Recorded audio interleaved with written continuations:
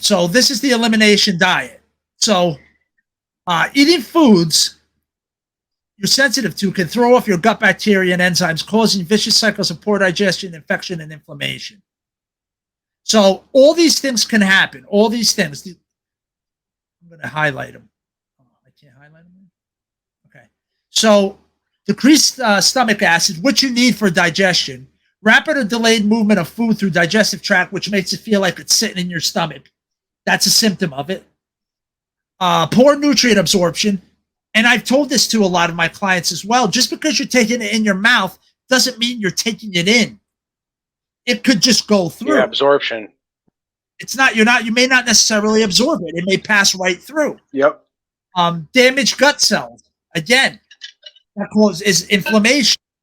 Low immunity from invading pathogens. People don't realize how important the immune system is with your gut. I mean, I would hope some people know, but it's really important. It's not something you grew up learning either. No, of course not. Microbial imbalance, infection, decreased nutrient synthesis, increased inflammatory proteins, and intestinal permeability. So, if you're eating stuff, it's not just, wow, I'm really full. Maybe you got something going on. So here's some of the symptoms. I'll do one side at a time. Constipation, loose stool or diarrhea, burning in stomach, bad breath, gas. I'm sure a lot of us could check some of those off. I bet. Bloating, undigested food in stool. That's another thing. If you're passing food through, corn aside, maybe there's another one I'm missing, but aside from that, it shouldn't look like it when it went in. Yeah. Foul smelling stool and nausea and heartburn symptoms. Again, a lot of people have those. And what do? They treat the symptom, not the problem. They treat the heartburn all the time. Yep. Why am I getting the heartburn? They don't treat that. Oh, you could treat it with Zantac like I did, and then you find out one day there's a class action lawsuit for cancer against it. Right. Exactly. Or you could just take apple cider vinegar and then cure it the more natural way. Right. But, yeah, you're not solving any problems. You're just treating the symptom. Exactly, dude. Exactly. So problems in the GI tract can ultimately disrupt hormonal, metabolic, and immune functions, potentially leading to. Now, here's all the things. And here's the symptoms from this happening, from you eating the food that you shouldn't. For you, whatever that is, again, everybody makes fun of it. Is it gluten-free and all that? But some people literally do have intolerance to certain food, thanks to a lot of things I'm not going to get into.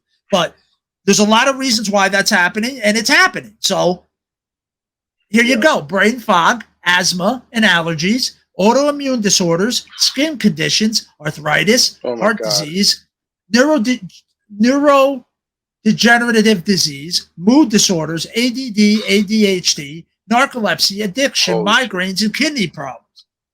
Just a couple things.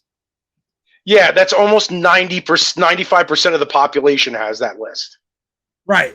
Everybody has autoimmune these days. Everybody has autoimmune. And here's this thing that sucks is you could be somebody that's eating well. Crazy. You're eating well. You're eating vegetables and fruits and whatever. You're doing all the things, but you may be eating something you have an intolerance to nonetheless and still having all these negative things happening. So, and again, everyone's different. There's no size fits all. There's not a one size fits all, unfortunately. So, so basically, you have to cut out certain things at certain times. So you're going to cut out gluten, obviously. You're going to cut out nuts, obviously. You're going to cut out certain vegetables, like nightshade vegetables. You're going to cut out citrus vegetables. You're going to have to cut out a lot of condiments. You're allowed some spices, which is good, but most condiments are out the window. Your fats are mainly coming from some meats. Most of the meat is low-fat meats. You can have, which I'm excited to have tomorrow, one of the meats you could have is like wild game type meat. So I'm having bison meat tomorrow. So I'm excited about that. To change it up a little bit. And there'll be more fat in that. But most of the time I'm having turkey, and there's not a lot of fat in turkey. So I'm supplementing that with like some olive oil and things like that. But no butter, none of that. And pretty much everything. Rice is okay. Buckwheat's actually okay. Buckwheat is not a high allergic thing. Again, nobody's saying that even the things that you're eating on this may not affect some weird in someone. You know, everybody's different. That's genetics and stuff. But 99.9% of people are not going to be allergic to the things you're going to eat during this time period. So I'm going to be checking in about this on my journey. I checked in today. So if you want to go to Realistic Fitness on Facebook or on YouTube or on Instagram, that's my business page. That's who supports this podcast. And I'm going to update there. And I'm also going to update when we're on here too, because it's going to be for 6 weeks with adding everything in, maybe even 7. But I mean, the worst of it is only about 4 weeks is when you really have to lock down. Because again, I've mentioned in other podcasts, between 3 and 4 weeks is when it's all finally out of your system, whatever you were intolerant to. Just because you stop eating it, it's not out. It takes a while to get it all out, just like drugs in your system, kind of, you know? It takes a while to get out. So